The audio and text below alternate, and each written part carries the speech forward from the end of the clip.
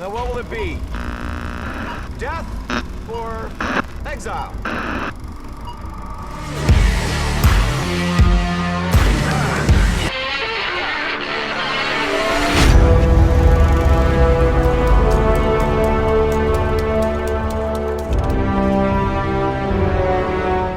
Hey guys, this is Matt, and I don't really make these YouTube videos about movies a lot, but I've had this idea in my head a while, and I just thought, like, let's just get it out so that some people can see it, maybe agree with me, disagree with me, but this is just my interpretation on what makes movies interesting. And basically, I know that movies are so different in so many different ways that it's so difficult to compare them with each other, but this is just kind of a framework that I'm using in my head to compare these movies. So I just want to start off with Avengers Endgame, and what I saw was just this huge battle with like so many characters on both sides. But to be honest, I was like incredibly bored. I didn't care. It's not like the stakes weren't there. I mean, you're talking about, you know, bringing back half of all life forms in the universe. That's pretty much a huge stake. But to me, I didn't give a shit. I don't care. I'm like, what, whatever. So to me, bigger isn't always better, and I'll explain why. So I think that, you know, movies can be epic, yes, but what's the point? There has to be a point to all of it. And there's also this idea of, you know, quantity, like how big it is, how many characters are in it. I think it's not so important as the quality of the ideas that are being shown on the screen, the quality of the relationship between the characters, what these characters stand for, how they are defined. So this is just my idea of what makes movies interesting. So I've divided it into two categories, which is the macro and the micro. So we have like the macro drama, which is kind of like a clash of ideologies and the effects that it has on society. We'll explore that in more detail later. And as I've said, the micro, it's down to the level of the individual or maybe a small group of people, of characters. And it's like, who are these characters? What is their motivation? Why do they do the things they do? What do they believe in? What is the relationships that they have with each other? And what are the key ideas that these characters want to tell the viewer or tell each other, and how do they express it? So I think that there are two movies that do this macro thing really, really well. I just want to talk about these movies. I know X-Men is not an MCU, just give it a rest. I'm just talking about comic movies in general. But I think Black Panther and X-Men First Class did a very good job on this. So just real quick, Black Panther, we look at T'Challa and we look at Eric Killmonger. And T'Challa is, he says, like, he's the new king of Wakanda, and all his predecessors were like, you know, Wakanda should remain closed and hidden, and that's how it's always been done. That's how, you know, we prosper and we grew all this time, because we remain hidden. And Killmonger is like, that's not right. How could you just ignore whatever's happening in the other countries in Africa? You should reveal yourself. You should take part in the world. You have all these resources, and that's a clash of ideology. And throughout the whole film, these two characters fight, but there's also this ideological conflict. And in the end, even though Killmonger dies, his ideology wins, because T'Challa actually says, like, you know, this guy has a point, and he does go ahead and open up Wakanda. So I thought that was something that just tied through the entire of the movie. And you do see other characters commenting on this ideology and reacting to it. It's like weighing the pros and cons, and just chipping in with their own ideas about whether or not it should remain closed and or open. So I really like it. So we have in X-Men First Class, we have Charles and Eric, and who is Professor X and Magneto. And this is this conflict is gonna last like several decades, and it's basically the backbone of the entire X-Men series. So whether or not it's explicitly stated, it is pretty much these two conflicting ideals. Should mutants live in peace with humans, or mutants are superior to humans? There will always be war if the mutants don't rise up and just become rule over the humans will go and hunt down the mutants. So there is no such thing as peace. So it's just this conflict, and I just specifically chose X-Men First Class because it does explicitly say that this is the conflict between the characters, and it's so deeply embedded within the characters that that's what each side stands for. You have Charles Xavier's School of Gifted Children, and you have the Magneto's Brotherhood of Mutants, I think. Yeah, but so I think this is very clearly stated, and it's very simple, easy to grasp. I really like it. That's what makes it interesting. So here we have two movies. I think it could have been done better. It could really, really have been done better. So first of all, Infinity War. I really like Thanos. I mean, like, this dude, he didn't become like the greatest meme of that year for no good reason. He's not your ordinary villain. He said, this Malthusian theory that the population is gonna keep growing exponentially. Eventually it's going to outstrip the resources, and basically everyone's gonna starve, and the only way to stop that is to halve the world's population, and therefore there will be no starvation, therefore he is the savior of the world, and blah blah blah. So I like that that Thanos, like, this idea is clearly stated, and there is this whole backstory of how he brings in equality into it, and like, oh, it's completely random, and everyone is equal, it's totally by chance, and I'm separating Gamora's, like, her planet, and saying I separated the population completely randomly and just eliminated half the population, and he did that manually, and he was like going from galaxy to galaxy, planet to planet, like just manually doing all of that, and he just wants to like make life easier, but like just snapping and doing that, just like save himself some time, but he really just saw himself as the good guy in this case. So what I didn't like was that there was no real counter to that. All I heard from the side of the good guys, the Avengers, and the Guardians of the Galaxy, is just, we must stop him. There's nothing. There's no like, oh, why didn't you double the resources in the world? Why don't you do something else? There's nothing that directly counteracts his point, and that is my criticism. Maybe not even some characters saying, oh, maybe I empathize with what he's saying. Maybe I empathize, but that's the wrong way to do it. And it's just, it's somewhat there, but it could have been a lot better, and instead, just by saying we're gonna stop him, it just makes it very generic on the part of the heroes.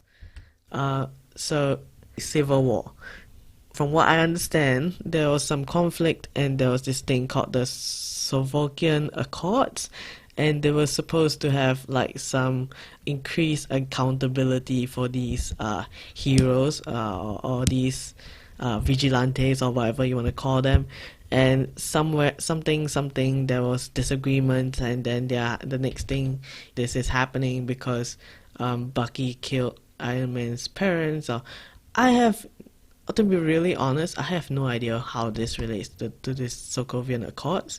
I have no idea what they are doing in this airport. I have no idea what each of the characters think about it, or why they are fighting. I have no idea, and that's just I don't know, it's just a pity, because I do think that this idea of having accountability for these heroes, it is an interesting question to talk about, but it's just glanced over so quickly, and by the next movie you just totally forgot about all of this, and like, does it even matter? And I don't know, I just thought it had a good premise, but I don't know.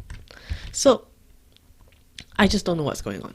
Like, if real quick, can you just pause the video and just let me just think to yourself, who are the villains? What is their ideology, and how does their ideology have an effect on society? Like, what are they doing? Why are they doing it? So just pause the video and have a think about it, because I don't know.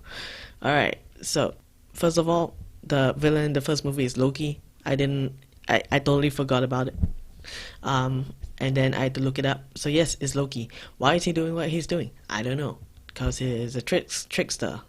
I just don't know. What is the effects that he has on society? I don't know, because I don't even know his freaking ideology. Maybe he just did it for the lols. I'm just gonna, summon a shit ton of aliens onto Manhattan for the lols.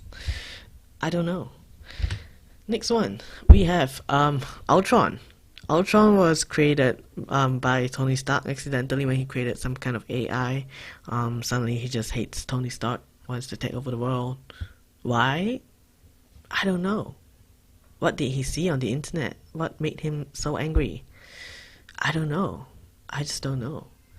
And because I don't know what he's thinking, I also don't know what the heroes are thinking, other than let's stop this guy from taking over the world. It's literally just, you have a bad guy who's gonna do bad things and we have to stop him. Well, and the greatest disappointment is Thanos from Endgame. So Thanos from Infinity War was such a great character, but he's won. He's just done his own thing, just sitting in his hut, living the farmer scavenger life, and they just murdered him. Meanwhile, this guy is just like, I don't know his motivations. It's literally just become a one-dimensional villain, which is just such a downgrade. He's just saying, oh, well, you guys are ungrateful that the other version of me only wanted to kill half the universe, and now I'm just gonna kill everyone because you're also ungrateful. And like, what has that even got to do with like his predecessor, the other Thanos's Malthusian theory? It doesn't even make any sense. I don't see any ideology whatsoever. It's just I felt nothing in these movies because I just don't understand what is going on. So on the micro level, these are two movies which I thought that did a really, really good job. Far From Home, Logan. I know like some people may not like Far From Home, but just bear with me here. I think Captain America the Winter Soldier probably has a good macro story. I say probably because I haven't watched it, and therefore I don't want to give an opinion on something I didn't even watch. So feel free to just chip in, let me know how it fits into this.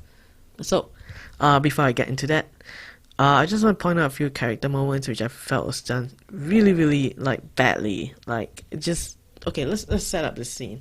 This scene is in Avengers Endgame, and it's the scene where Hawkeye and Natasha, they are discussing about or fighting over who gets to die, who should die, so that the other person gets the Soul Stone, so that they can bring back billions of people.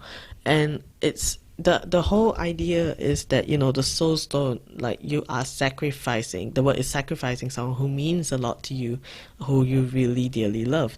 And so I actually felt more for Gamora and Thanos when Thanos, he really looked like he was in pain, and Gamora, she's his daughter, and he just like looked like he was in so much pain, so much like agony when he was throwing her over, like murdering her, but he's like, he really loves her because she's his daughter. So and for I seriously don't know what is the relationship between Natasha and Clint.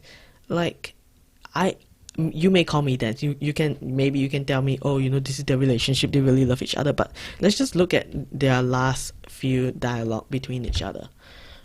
So Clint is like, okay, I'm starting to think we mean different people here for the last 5 years, bring everyone back, okay, they need to bring people back, blah blah. Natasha is like, I should die, you should live, and Clint is like, no, I should die, you should live, blah blah. And they're still squabbling, and they're like, you should be the one who lives, blah blah blah blah blah. It's just all this back and forth, and then after this exchange, she throws herself off the cliff, and then she dies. And I'm just like, okay, so why does he love her?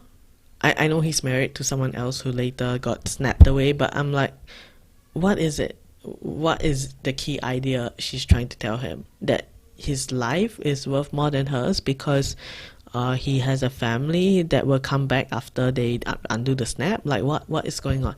Why do they love each other so much? Why is their relationship so close that him losing her is so painful enough, so valuable? He lost something so valuable that it warrants him to get the soul stone. I just don't get it. And this is not like the first time we've seen these characters. Natasha and Clint, these are, the original Avengers. These are part of the original Avengers, and losing Natasha is losing an original Avenger. So how can you tell me that after all of these movies, I still don't freaking know why they have this so-called bond with each other? What is it? What is it? What is the key idea? It's just, oh, I love you. Okay, so what? I don't get it. So let's do a little contrast. This is a very, very well done character moment. This moment is something that people went wild in the cinemas. People went like freaking crazy. So what happened was that this is the moment where we finally get to see that, yes, indeed, Captain America, he can use Mjolnir. Excuse my pronunciation. But yes, he can use it, and he is indeed worthy. So it's a very cool callback to a few movies ago, Age of Ultron, where he's trying to lift it, and Thor is kind of like watching intently, being like, oh, can he lift it or not? Can he lift it or not? Is he worthy or not? And subsequently he breathes a sigh of relief when he's like, oh, okay, I'm the only one that's worthy, and Captain America isn't worthy because he didn't lift it. But in this scene it pays off, because like we see that yes, he is worthy. And Thor, he also he's a different person, because instead of being like, I feel like he's just kind of like a little bit nervous and insecure seeing Captain America almost lift it, but in this scene he rejoices with Captain America. So I thought it was a very cool moment. So I thought, yeah, it was really cool. Moving on. I don't know what you guys think about this, but I seriously think that Iron Man, even though the character is dead, Iron Man is a main character in Spider-Man Far From Home, because just look at the glasses. It says it all, like Edith, right? It says, even dead, I'm the hero, and this whole story revolves around this Iron Man character, because Peter Parker, it says it in the trailer. It says, people want me to be the next Iron Man, and his whole inner conflict is whether or not he can live up to that. So just sorry, I didn't say this, but I just want to say it again. Spider-Man Far From Home, I think, is a movie that does this conflict really, really well. This micro level drama, it does it really well, because they define the characters and their relationship with each other. So Peter Parker, Iron Man is like his mentor figure, his father figure, and he was like totally ripped apart when, like, he's just so agonized when Tony Stark passed away or died in Endgame. And so this whole movie is about him like struggling with his insecurities, trying to live up to him, trying to think, how can I be like him? Can I even carry this mantle? And conversely, you have Mysterio, or Quentin Beck, who is a former Stark employee, who sort of sees like Iron Man leaving as like, there's this power vacuum, like he's gone, so I can take his place, and I can get all this power and become like the greatest hero, because Iron Man isn't here, and he can just do all these magic and flying around and just be the greatest hero. And he just tells Peter, is like, you're still a child, you can't do this, give me Edith, give me the power, you can't do this. So there we have it. We have who, why, and relationships, and the key ideas. It's very, very clearly defined, and it doesn't have to be difficult. It just needs to be clear. It just needs to be shown throughout the movie. That's it. And that's really why I like Spider-Man Far From Home. And what greater example is there than Logan? So Logan, it takes place where in the X-Men universe. And like I said, in the X-Men universe, there is generally this macro overarching trend of them talking about whether mutants should be living in peace with humans, or whether there will always be this conflict between mutants, Homo superior and Homo sapiens. But this is one of the X-Men movie where this is very much in the background, and I like it that way, because for the rest of the movies, like, that thing is just fun and center. I want something different. So we have these three characters. We have Logan, we have Laura, we have a very old and just like at the end of his career, at the end of his life, Charles Xavier, and their relationship with each other is very, very interesting. We see the characters and evolve over a very long time, because this is not the Wolverine that we saw in X-Men 1, like so many decades ago. This is not the Charles Xavier we saw in X-Men First Class, in X-Men 1, X-Men 2, and so on. So we have all this backstory, and we have, like, Charles is the mentor, the father figure to Logan, in a sense, and Logan is kind of like an unwilling, reluctant father figure to Laura. And through this whole journey of like trying to get Laura to Canada and like be safe and just bring her away, we see there's a lot of these character moments where basically, Charles is trying to tell Logan about, how it feels like to have a family, and now the X-Men are dead, but like Logan understands what it's like to sit down, have a meal with a family.